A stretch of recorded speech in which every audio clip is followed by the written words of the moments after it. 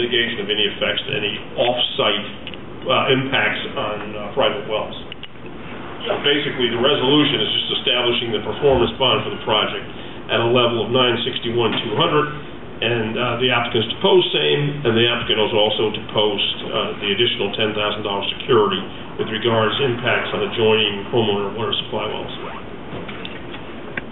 Okay, now this. Now, I had a bit of a discussion with Doug about this today. Why this is at your level is, although it's established by the planning board, that's reviewed by our engineers at the planning level, and recommendations made, it's still the ultimate authority reposes with this board, because we hold the bonds, as Val knows, and we will maintain them, et cetera, and reduce them on proper application and inspection and completion.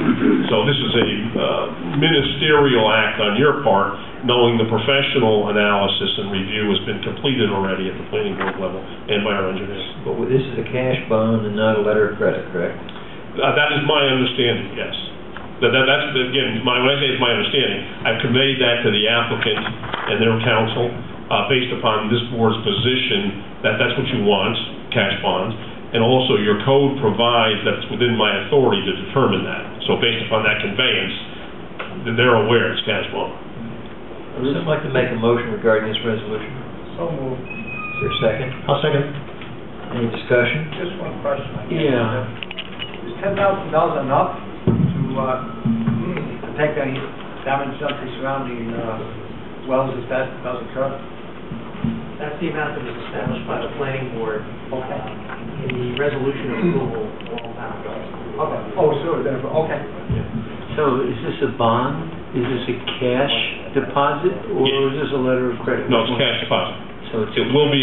it's not a bond. Well, again, what I'm saying to you is I haven't received anything yet, but what I conveyed to them is it will be, and is requested that it is a cash bond.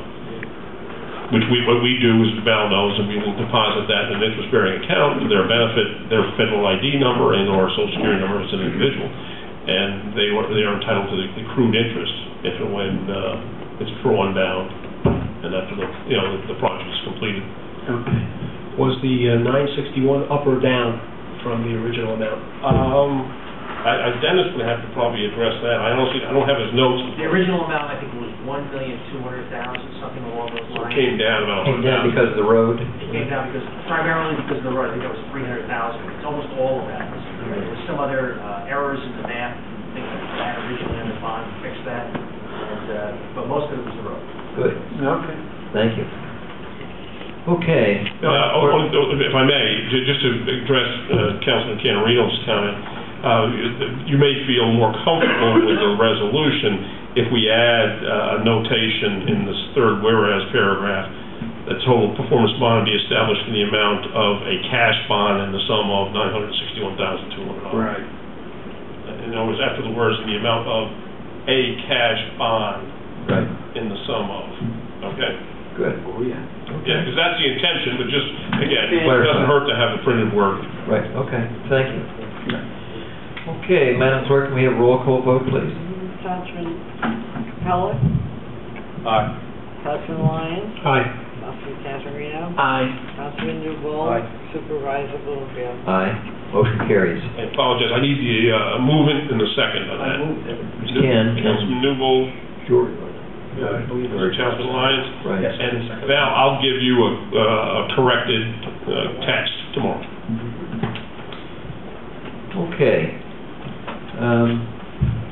Each year, we go through a process called tax re-levy for the unpaid water and sewer bills for all our water and sewer districts. And we've got a resolution regarding this, but I'd like to kind of go through the numbers. They're about the same as last year, maybe up 1,000 or two. But the total amount of unpaid utilities for 2010 regarding water and sewer for Hamiltonian Park, Arcadia Hills, Stonehenge, and Scotchtown are $271,322.41.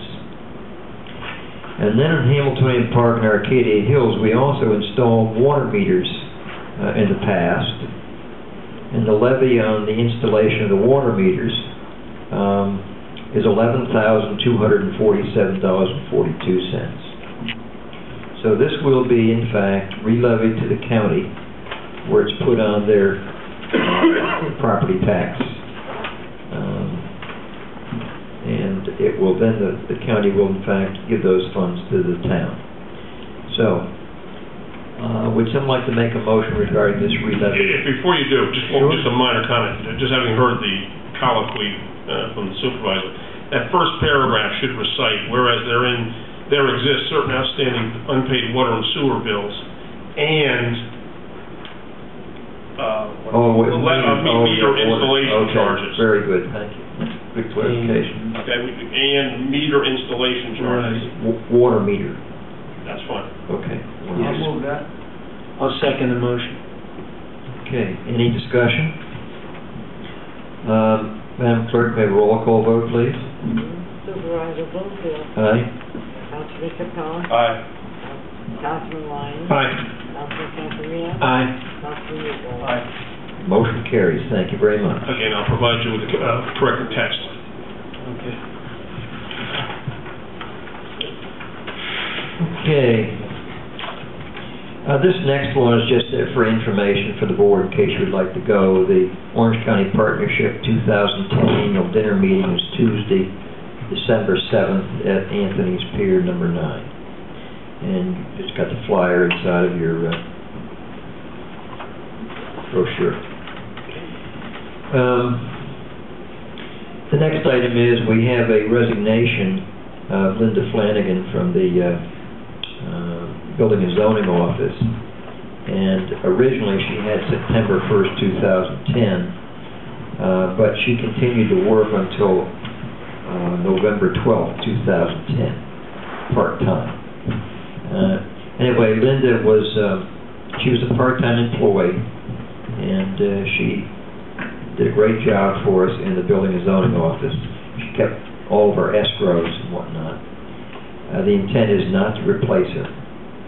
So, would someone like to make a motion we accept the resignation of Linda Flanagan as a part-time employee in Building and Zoning Office effective November 12th, 2010? So moved when you send the letter Yes. of appreciation. Yep. Second. Any discussion? I think the thing I'd like to say about Linda is she is, in the past, we needed some real focus on the escrows. She gave that focus. And so I feel very good where we're at today versus where we were at a few months back. All in favor say aye. Aye. Motion carries. Okay. The next one is I've got a